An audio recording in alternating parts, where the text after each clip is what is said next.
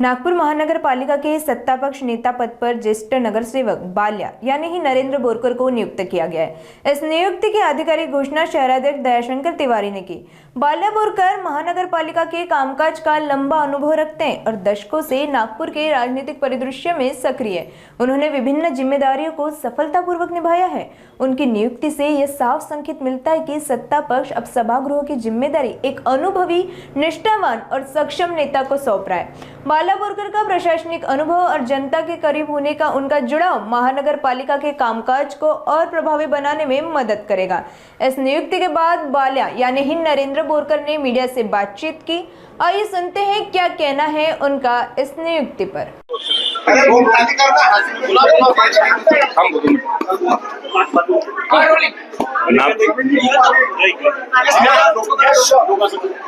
नागपूर महानगरपालिकेमध्ये मी चौथ्यांदा नगरसेवक म्हणून निवडून आलो आणि अवघ्या या 4 टर्म मध्ये मी स्थायी समिती अध्यक्ष, परिवहन समिती अध्यक्ष, नंतर ऑक्ट्रा समिती अध्यक्ष आणि उपनेता होतो महानगरपालिकेच्या सत्तापक्षाच्या। आणि आज माझ्यावर माननीय नितीनजी गडकरी, माननीय देवेंद्रजी फडणवीस, माननीय चंद्रशेखरजी बावनकुळे, माननीय दयाशंकरजी तिवारी, माननीय कृष्णाभाऊ, माननीय प्रवीणजी तटके, माननीय मोहनभाऊ मते यांनी आज माझ्यावर नागपूर महानगरपालिकेच्या पक्षनेता म्हणून ही जबाबदारी दिली आहे। मी त्यांचे आभारी आहो। मी सगळ्या नगरसेवकाला आमचे 103 नगरसेवक इथे मिळून आहे।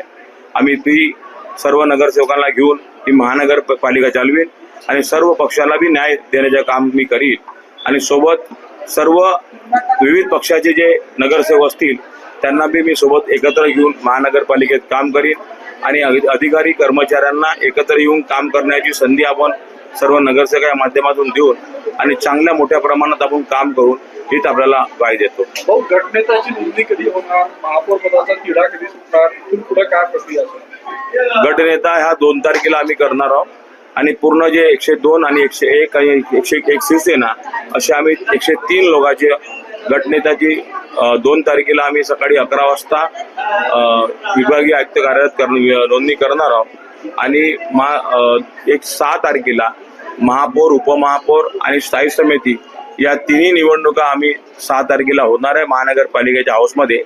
आणि 2 तारखेला मला असं वाटतं की 2 तारखेला त्याचे फॉर्म बी आम्ही भरणार आहोत असं मला लक्षात येते की पार्टी जे मला आदेश करेल त्याच्यावर मी समोर हे करीन, प्रयत्न करीन। थँक्यू।